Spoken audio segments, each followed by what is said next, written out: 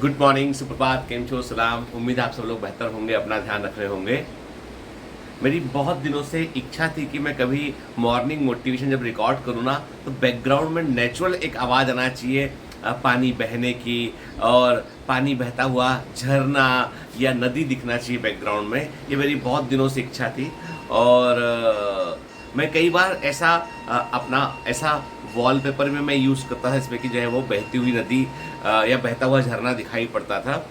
लेकिन अब जो है कि जब मैं अपने फ्लैट में शिफ्ट हुआ, तो देख रहा हूँ कि इतना पानी गिर रहा है भोपाल में। ये जो हिस्सा है ना, इसमें आप देख रहे हैं पूरा पुल सा बना हुआ है। ये एक बड़ी सी नहर है यहाँ पे, कि जो हमारे फ्लैट के ठीक पीछे से निकलती है। और ये आप देखो किसी रिवर से कम नहीं है। मतलब इस समय बिल्कुल नदी वाला फील, पूरा रात भर इतना बढ़िया कल कल कल आवाज़ इसकी आती रही।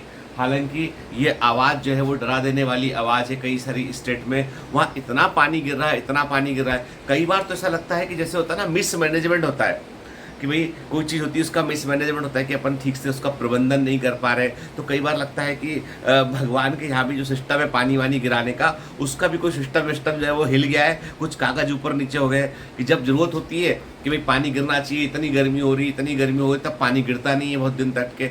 मतलब रुक जाओ, नहीं अभी नहीं, अभी नहीं। अरे भाई, धरती पे जो है वो जो लोग इंसान है वो बोल रहे हैं पानी गिराने के लिए कि भाई इतनी गर्मी हो रही है, नहीं अभी नहीं, अभी थोड़ा और उनको तपने दो, थोड़ा उनको रियलाइज़ करने दो कि इन्वायरमेंट का कैसा उन्होंने वाट लगा रखा है, थोड़ा और रियलाइज़ करने दो इन लोग को, ठीक है। फिर उसके बाद सर अब पानी गिरा दे क्या? हाँ, थोड़ा पानी गिराओ अभी, है ना, थोड़ा ऐसा डराओ उनको, पहले काले काले बादल बनाओ कि अब गिरेगा, बहुत जोर से गिरेगा, और गिरना मत, वहाँ से हट जाना उसके बाद, ठीक है ना, ताकि उनको बस उम्मीद दिखा के निकल जाना बाहर, ठीक है। अच्छा ठाप, ठीक है, वो करते हैं। मतलब अब सर पानी गिरा दे क्या? आज संडे है, नहीं, संडे को पानी मत गिराना। संडे को पानी गिराओगे तो दिक्कत ये होगी कि ये सब लोग घरों में रहेंगे अपना, और पूरे बारिश के मज़े लेंगे ये, और पकोड़े वकोड़े खाएंगे, चाय वाय पियेंगे, है ना, घर में आराम से बारिश का सुख लेंगे। ऐसा मत करना। जब ये ऑफिस जा रहे हो, सुबह 8 बजे ऑफिस के लिए निकलने वाले हो ना, सुबह 6 बजे से धमाधम बारिश करना शुरू करना। बल्कि तुम एक काम करना, 6 बजे मत करना, बल्कि 8:30 बजे ऑफिस के लिए निकल चुके तब जोरदार बारिश करना। कब तक करना सर बारिश? 11 बजे तक बारिश करना, जब तक ये भीग के ऑफिस ना पहुंच जाए। फिर शाम को 4 बजे शुरू कर देना, ताकि लौटे तो भीग के घर लौटे उठ के। इनको भी तो मजा आना चाहिए ना, कैसी बारिश हो रही है। कितना बारिश करना है भाई? देखो ऐसा है, गाँव में तो थोड़ी कम बारिश करना, लेकिन शहरों में झमाझम बारिश कर देना, ताकि नाली माली सब इनकी भर जाए। मतलब यदि सिस्टम ऐसा कोई इंसान संभाल रहा होता ना, तो ऐसी कुछ कहानियां निकल के सामने आती कि साहब की जो है वो क्यों अभी जब जरूरत थी तब नहीं, जब जरूरत नहीं तो भर भर इतना पानी गिरा, इतना करके खेत है कि नदी है, समझ में नहीं आ रहा आदमी को कि ये खेत है कि तालाब है। कल तक तो यहाँ पे खेत दिख रहा था मेरा, आज यहाँ पे तालाब बन गया है पूरा। खैर जो भी है, पर ये बात पक्की है कि हमारा जो पूरा का पूरा जो हमारा इन्वायरमेंट है, उसमें ग्लोबल क्लाइमेटिक पैटर्न में शिफ्ट हो रहा है। और ये बात आज के कई साल पहले आईपीसीसी ने अपने एक वक्तव्य में कहा था। उन्होंने एक आर्टिकल लिखा था, उसमें उन्होंने कहा था कि जो international panel for climate change है, उन्होंने कहा था कि सबसे बड़ी समस्या जो है वो इंडिया में आएगी ग्लोबल क्लाइमेट चेंज से। भारत का जो क्लाइमेटिक है वो शिफ्ट कर रहा है। इसलिए आप देखो केरला में क्या घटना घटी, मतलब कई सौ लोग जो है वो नहीं बच पाए। यहाँ पे रात को सो रहे थे, मलबा आया पहाड़ से पूरा और लील गया सब कुछ के। कई सौ लोग अभी भी मिसिंग है, कि ये तो आंकड़े सरकारी हैं, और जो वहाँ पे जो ज़मीनी स्तर पर जो लोग काम कर रहे हैं वो बता रहे हैं आंकड़े हज़ारों में ये हो सकते हैं।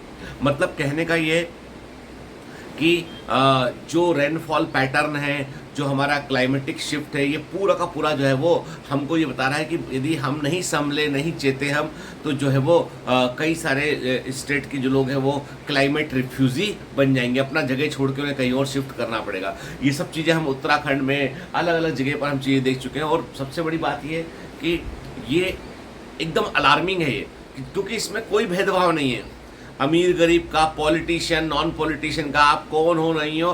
प्रकृति की जब घटना घटती है, प्राकृतिक प्रकोप होता है ना, तो कोई वीआईपी नहीं होता है, कोई प्रोटोकॉल नहीं होता है, सबके लिए एक बराबर होता है उठ के। तो इसीलिए हम लोगों को सबको जो है वो पेड़ लगाने चाहिए, हमको क्लाइमेटिक चेंज को वास्तविकता मानकर ऐसे स्टेप लेना चाहिए इसमें कि कार्बन फुटप्रिंट हमारे कम उठ के कार्बन फुटप्रिंट हमारे कम होना चाहिए। हमको प्लास्टिक के यूज़ कम से कम ना करना चाहिए। शहरों में हम जो है वो जो खा पी के जो हम चिप्स की थैलियाँ या कोई चीज़ फेंक देते हैं वो नहीं फेंकेंगे, उससे नालियाँ चौक होती है, नालियाँ चौक होने से ड्रेनेज सिस्टम चौक होते हैं और ड्रेनेज सिस्टम चौक होने से पानी शहर से बाहर नहीं निकल पाता है। और थोड़ा सा शहरीकरण भी हमको जो है वो संयमित वे में करना चाहिए कि हम पूरा सब तरफ शहर का पूरा जाल फैला दें। मैं कहता हूँ अब जो है बंगले बनना बंद होना चाहिए कि बड़े शहरों में कोई बंगला नहीं बनना चाहिए, सिर्फ मल्टी स्टोरी बनना चाहिए और मल्टी स्टोरी बनना चाहिए। और उसमें भी सबसे बड़ी मैं तो कहता हूँ कि वर्टिकल हमको हॉरिजॉन्टल की बजाय वर्टिकल जाना चाहिए हमको अभी।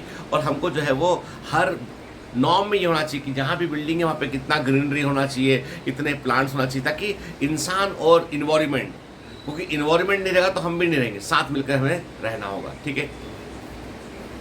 अब सबसे बड़ी बात यह है कि कई लोग अब एक बड़ा, चलो मुद्दे को चेंज करते हैं, एक बड़ा क्वेश्चन ये लोग कर रहे हैं कि सर हम जो है नीट की तैयारी कर रहे थे, अब हमारा नहीं हो रहा है और अब हमारे नंबर भी कम है, हमारा मन भी नहीं है आगे, हमको लगता नहीं कि हम 650 नंबर ला पाएंगे, 660 नंबर ला पाएंगे सिलेक्शन की आखिरी सीट के लिए। तो मैं एक बात क्लियर कर दूं, तुम जो 660 नंबर का क्राइटेरिया दिमाग में बैठा लिया हो ना, वो अच्छी बात है, लेकिन ये नंबर कितने पे कट ऑफ जाएगा ये डिपेंड करता है, ये डिपेंड करता है कि पेपर किस लेवल का आएगा, ये डिपेंड करता है कि उस एग्ज़ाम में कितनी ऑनेस्टी से एग्ज़ाम कंडक्ट किया गया है। हालांकि सुप्रीम कोर्ट ने फाइनल वर्डिक्ट दे दिया, उसमें उन्होंने कहा है कि पटना और कुछ सेंटर में ही केवल जो है वो एग्ज़ाम में गड़बड़ हुई है, बाकी एग्ज़ाम की सेंटिटी में कहीं कुछ परिवर्तन नहीं हुआ है। और जो यदि सच है तो एक अलार्मिंग फिगर है कि पेपर का लेवल बढ़ाना पड़ेगा, एनटी को पेपर का लेवल ठीक ठाक करना पड़ेगा, तभी कट ऑफ नीचे की ओर जाएगा। लेकिन मैं क्लियर कर दूँ आपसे, कट ऑफ नीचे जाने पर या पेपर का लेवल बढ़ने पर जिसने सिलेक्ट होना वही सिलेक्ट होगा यहाँ पे। और आपको ये मत देखो, आप ये मत देखो कि नंबर कितने लाने हैं। मैं हमेशा आपसे कहता हूँ कि हम लोग क्या करते हैं, हम लोग जो है वो केवल नंबर को बांध लेते हैं। मैं कहता हूँ पेपर में जो आपको 200 क्वेश्चन आएंगे ना, वो 200 में से 180 आपको करने होते हैं, वो 180 क्वेश्चन आपको बनना चाहिए। इसके लिए आपको सब्जेक्ट का नॉलेज रखना पड़ेगा। आपको भूल जाओ इस बात को कि कितने नंबर पे कट ऑफ है क्या है, आप ये बोलो जो चैप्टर में पढ़ रहा हूँ वहाँ के क्वेश्चन मेरे गलत नहीं होना चाहिए, वहाँ के क्वेश्चन मेरे को बनना चाहिए, ये दिमाग में डाल लो के। पेपर का पैटर्न कुछ भी हो, पेपर का जो है लेवल कुछ भी हो, यदि सब्जेक्ट आता है तो आप गलती नहीं करेंगे। और खूब प्रैक्टिस कीजिए उस पर, खूब सारा प्रैक्टिस कीजिए उस पर, ठीक है, खूब प्रैक्टिस कीजिए, उससे आपको फायदा मिलेगा। ठीक है।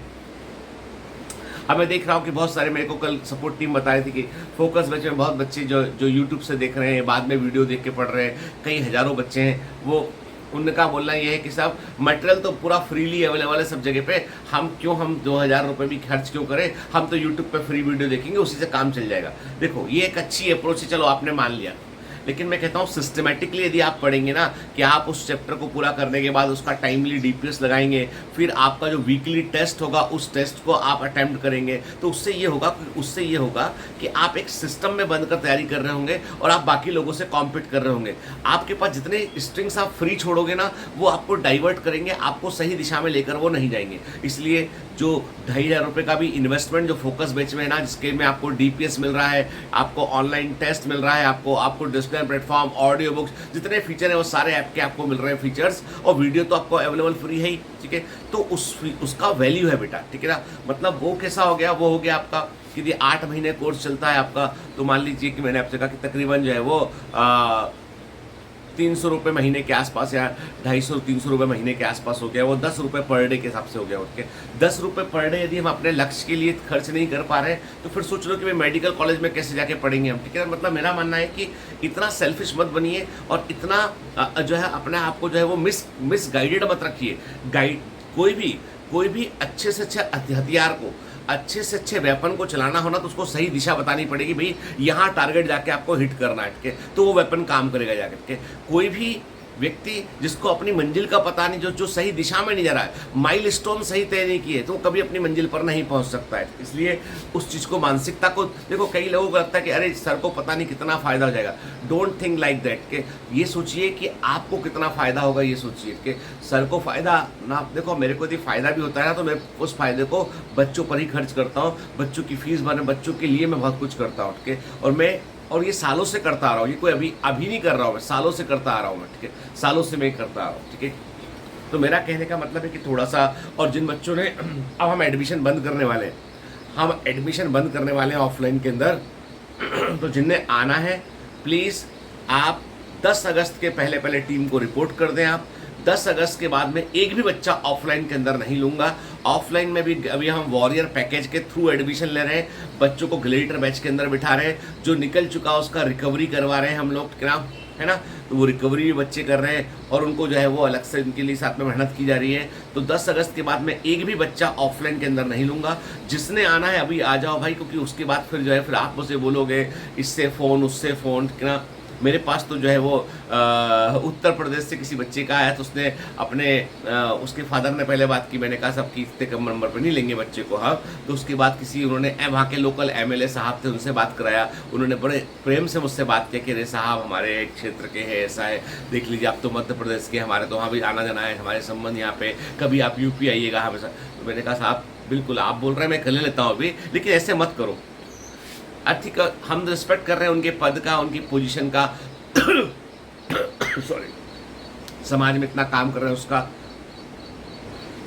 ठीक है। लेकिन आपको पता है कि अच्छा खासा स्कॉलरशिप मिल रहा है आपको इस बैच में, ठीक है ना। 600 के ऊपर नंबर यदि आपके हैं तो आपको तो कोई ट्यूशन फी भरनी नहीं है, आपको 600 ऊपर नंबर है तो कोई ट्यूशन फी भरनी नहीं है आपको। रजिस्ट्रेशन कीजिए, बैग उठाइए और आ जाइए यहाँ पे, और यहाँ पे हॉस्टल में जगह देख लीजिए। हाँ, रहने खाने का पैसा आपके पास होना चाहिए, ठीक है, ठीक। 7,000-8,000 रुपये महीने के आसपास खर्चा रहने खाने का। तो कहने का मतलब ये है कि 550 के ऊपर नंबर है तो आपको 75% डिस्काउंट मिल रहा है ट्यूशन फी में, 40,000 फीस भरनी है आपको उसमें। मतलब कहने का मतलब ये कि बहुत तो अभी आप सोच के जल्दी से, क्योंकि हमारी सीटें ऑलमोस्ट फुल है और हम जो है वो 10 के बाद नहीं ले पाएंगे, चाहे आप